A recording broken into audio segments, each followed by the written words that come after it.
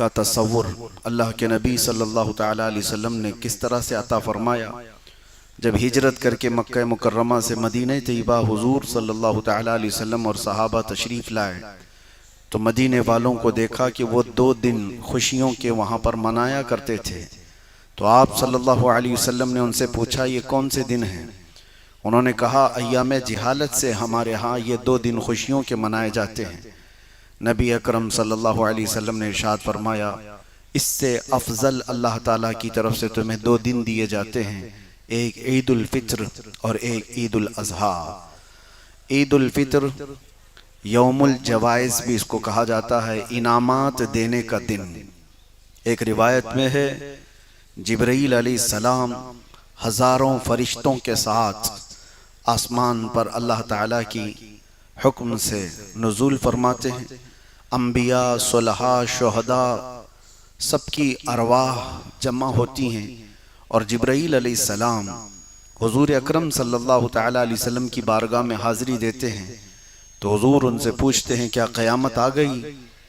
تو عرض کرتے ہیں نہیں یا رسول اللہ، آج آپ کی امت کے عید کا دن ہے۔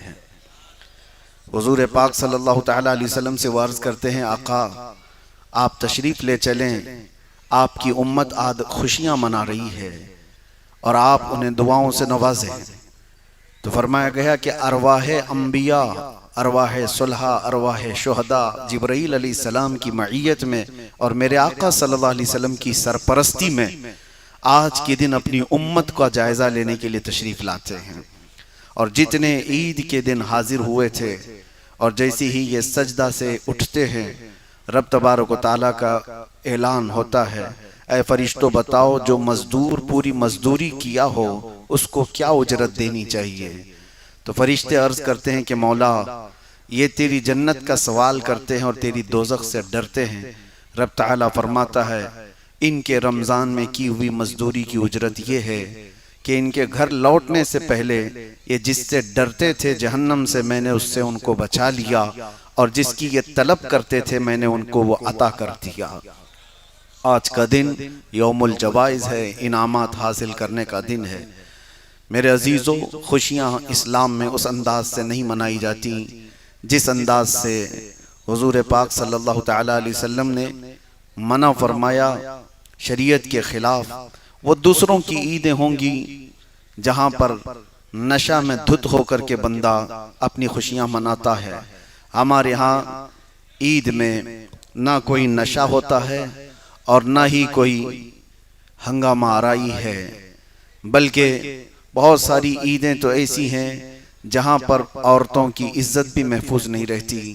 لیکن آج مسلمانوں کو حکم ہے کہ تم اپنے جسم کی بھی حفاظت کرو، اپنی آنکھوں کی بھی اور اپنے ایمان کی حفاظت کرو۔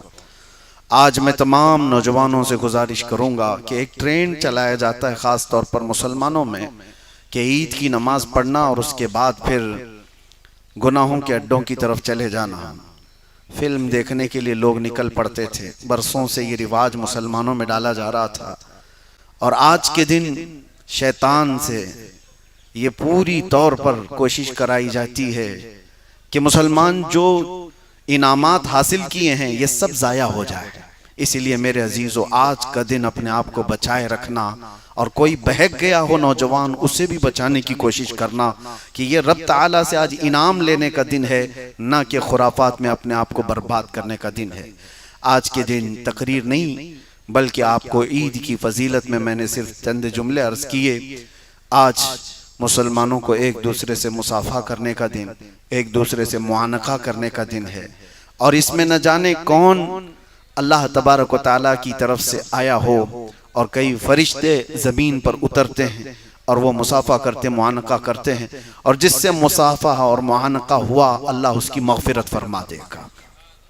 آپ تمامی حضرات عید کی دوگانہ کے لیے آئے ہیں، اپنے دلوں کو نہایت ہی رقت کے ساتھ اللہ کریم کی بارگاہ میں پیش کریں، اور انشاءاللہ العزیز عید کی نماز جیسے کہ ہر سال ایک بار 2 بار آتی ہے، ایک عید الفطر اور ایک عید الاضحیٰ۔ عید لفظ ہی بتاتا ہے عود کرانے والی، عاد یعود، پلٹ کر کے آنے والی چیز۔ بہرحال اس لیے اکثر لوگ طریقہ بھول جاتے ہیں۔ نماز پڑھنے کا طریقہ یہ ہے کہ آپ لوگ دل سے نیت کریں کہ میں عید الفطر کی واجب نماز ادا کر رہا ہوں. دل سے یہ نیت ہو گئی کافی ہے، زبان سے کہہ لینا افضل ہے. نیت کی میں نے 2 رکعت عید الفطر کی واجب نماز 6 زائد تکبیروں کے ساتھ واسطے اللہ تعالیٰ کے منہ میرا کعبہ شریف کی طرف اور پیچھے اس امام کے. 4 تکبیریں شروع میں کہی جاتی ہیں عید الفطر میں. 4 تکبیریں شروع میں کہی جاتی ہیں. پہلی تکبیر میں آپ کو ہاتھ باندھنا ہے اور چوتھی تکبیر میں ہاتھ باندھنا ہے. بس سمپل سا ہے. 4 تکبیریں ہوں گی، پہلے اللہ اکبر کہہ کر ہاتھ باندھتے ہیں اور اس کے بعد پھر دوسری اور تیسری تکبیر جب امام کہتا ہے تو ہاتھ اٹھا کر چھوڑ دیتے ہیں اور چوتھی تکبیر میں آپ ہاتھ باندھ لیں. اس کے بعد جیسے امام قرات کرے گا آپ قرات سماعت کریں، اور جیسے نارمل نماز ہوتی ہے اسی طرح سے. حضور پاک صلی اللہ تعالیٰ علیہ وسلم کی سنت مبارکہ یہ تھی کہ عید کی نماز میں میرے آقا صلی اللہ تعالیٰ علیہ وسلم سبح اسم ربک الاعلی اور هل اتاک حدیث الغاشیہ پڑھا کرتے تھے. یہ حضور کی سنت ہے پہلی رکعت میں. اور اس کے بعد دوسری رکعت میں قرات ہونے کے بعد جب رکوع میں جا رہا ہو امام پھر 4 تکبیریں کہے گا، اس میں سے 3 تکبیروں میں ہاتھ اٹھا کر چھوڑ دے گا اور چوتھی تکبیر میں رکوع میں چلا جائے گا. آپ بھی اس کی اقتداء اسی انداز سے کریں گے انشاءاللہ العزیز. باقی کی نماز سلام پھیرنے کے بعد خطبہ عید الفطر آپ کے سامنے پڑھا جائے گا. خطبہ سننا آپ کے لیے واجب ہے. یہ نماز ایسی ہے کہ جمعہ سے مختلف ہے. جمعہ میں خطبہ پہلے اور نماز بعد میں، لیکن عید میں نماز پہلے ہوگی اور خطبہ بعد میں ہوگا. خطبہ مکمل ہونے کے بعد اجتماعی طور پر آج ہم کھلے میدان میں اللہ کی بارگاہ میں دعا کریں گے مولا تعالیٰ ہم سب کے اس میدان سے نکلنے سے پہلے ہماری بخشش کا اعلان فرمائے. عید کی نماز کا وقت ہو چکا ہے اور آپ حضرات کھڑے ہو جائیں اور اپنی صفیں درست کر لیں. مسجد کی گلی میں جو اس کٹن کے پیچھے جگہ ہو تو بقیہ جو لوگ بچ گئے ہیں ان کے لیے بچھا دیا جائے. انتظامیہ سے میں گزارش کرتا ہوں کہ زیادہ لوگ ہیں، کسی کی عید کی نماز نہیں چھوٹنی چاہیے. اور اس نماز کی خاصیت اور بھی میں بتاؤں، فجر ظہر عصر مغرب عشاء میں سے کوئی نماز چھوٹی تو اس کی قضا کی جا سکتی ہے. عید کی نماز کسی کی چھوٹی تو اس کی قضا نہیں ہے. یہ اس کی اہمیت ہے، یہ اس کی اسپیشلیٹی ہے کہ عید کی نماز قضا ہوئی تو پھر اس کی ادا نہیں کی جا سکتی. بہرحال آج میرے عزیزو ایک اور روایت میں آپ کے سامنے عرض کرتا ہوں. حضور اکرم صلی اللہ تعالیٰ علیہ وسلم نے فرمایا اپنی عید کی نماز ہونے سے پہلے اپنا فطرہ ادا کر دو. فطرہ کیا چیز ہے؟ فرمایا گیا لوگوں کے روزے آسمانوں پر لٹکے ہوئے ہوتے ہیں، جب وہ فطرہ ادا کرتا ہے تو وہ بار اجابت میں قبول ہو جاتے ہیں. تو فطرہ ہر مالک نصاب کی طرف سے اس کو اپنی بیوی اور اپنے بچے، یہاں تک کہ آج پیدا ہوا بچہ بھی ہو تو اس کی طرف سے بھی مالک نصاب کو فطرہ ادا کرنا چاہیے اور یہ واجب ہے. اور فطرہ ادا کرنے کے لیے جو وقت مستحب ہے وہ عید الفطر سے پہلے ہے، لیکن عید سے پہلے نہیں ادا کیا تھا تو بعد میں کبھی بھی ادا کر سکتا ہے. ایسا نہیں ہے کہ یہ قضا ہو گیا. فطرہ ادا کرنے کے لیے وقت اس کے پاس موجود ہے، بعد میں بھی وہ اسی طرح سے ادا کر سکتا ہے، لیکن ادا کرنا چاہیے. اس میں میرے آقا صلی اللہ تعالیٰ علیہ وسلم نے یہ بھی فرمایا فطرہ ادا کرو تمہارے جنت کا راستہ سنوار دیا جائے گا. جس راستے سے تم جنت جاؤ گے وہ راستہ تمہارا سجا دیا جائے گا. فطرہ ادا کیا کرو. یہاں پر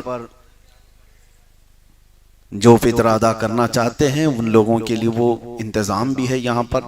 لیکن ایک بات ہے کہ مسجد کے انتظامیہ فطرے کی رقم یا زکوٰۃ کی رقم مسجد میں نہ استعمال کریں. ہاں اگر ان کی طرف سے کوئی ایسا انتظام ہے جو غربا اور مساکین میں دارالعلوم میں پہنچایا جاتا ہو تو بالکل وہاں پر فطرہ ادا کرنا جائز ہے، قبول کرنا بھی جائز ہے اور آپ کو ادا کرنا بھی جائز ہے. وقت ہمارا عید الفطر کا ہو چکا ہے اور آج کے دن سب سے افضل چیز کیا ہے؟ جو سنتیں ہیں اس عید کی نماز میں آنے سے پہلے میرے آقا صلی اللہ تعالیٰ علیہ وسلم کچھ کھا کر کے تشریف لایا کرتے تھے. ایک راستے سے آتے اور دوسرے راستے سے واپس تشریف لے جاتے تھے. یہ سنتیں میں بتا رہا ہوں عید کی. مومنین سے مصافحہ اور معانقہ، ایک دوسرے کے متعلق اگر دل میں کوئی بھی کینہ ہو تو اس کی نمازوں کا کیا ٹھکانہ. آج کے دن سب ایک دوسرے کو معاف کریں، دل سے معاف کریں. جس طرح سے سینے سے سینہ لگتا ہے، دعا کریں کہ اللہ دل سے دل ملائے اور ہمارے درمیان موجود اختلافات اور فتنوں کا خاتمہ ہو. ایک دوسرے کے بارے میں بدگمانی کرنا اور حسد کرنا، اللہ تعالیٰ اس سے ہمیں پاک کرے. میرے آقا صلی اللہ علیہ وسلم فرماتے ہیں الحسد یأکل الحسنات کما تأکل النار الحطب. مومن کے متعلق حسد کرنا ایسی ہے جیسے تمہاری نیکیوں کو یہ حسد ایسے کھاتا ہے جیسے آگ لکڑی کو کھا جاتی ہے. نیکیاں سب ختم ہو جاتی ہیں. بدگمانی، کینہ اور حسد یہ مومن کے نیکیوں کو پگھلا دیتا ہے. آج کے دن ان تمام چیزوں سے باز آئیں. دشمن تمہارا کوئی نہ ہو، کوئی تم کو دشمن سمجھتا ہو تو اس کا مسئلہ ہے، لیکن آپ کسی کو دشمن نہ بنائیں. خاص طور پر مومنین کے متعلق، امت محمدیہ کے متعلق اور سنت مصطفیٰ صلی اللہ تعالیٰ علیہ وسلم جیسے میں نے بتایا. آج کے دن ایک اور اہم چیز ہے غربا اور مساکین کا خیال. کسی یتیم بچے کے سر پر ہاتھ رکھ دیتے، حضور فرماتے ہیں اللہ اس کا دل نرم کر دیتا ہے. آج فلسطین کے غریب بچوں کے لیے دعا کریں جن کی عید کس حال میں ہو رہی ہے. ان کے گھر اڑا دیے گئے ہیں، ان کے ماں اور باپ کو ان کے سامنے ختم کر دیا گیا ہے. آج ہمارے لیے کپڑے ہیں، آج ہمارے لیے گھر میں شیر خورمے، مٹھائیاں سب کچھ ہیں. ان کے درد کا احساس بھی ہو اور امت محمدیہ کے لیے دعا کریں کہ مولا اب آج کی یہ عید سب کے لیے خیر و عافیت والی عید بنائے اور رب تبارک و تعالی ہماری امت میں اور ہماری صفوں میں اتحاد و اتفاق نصیب فرمائے.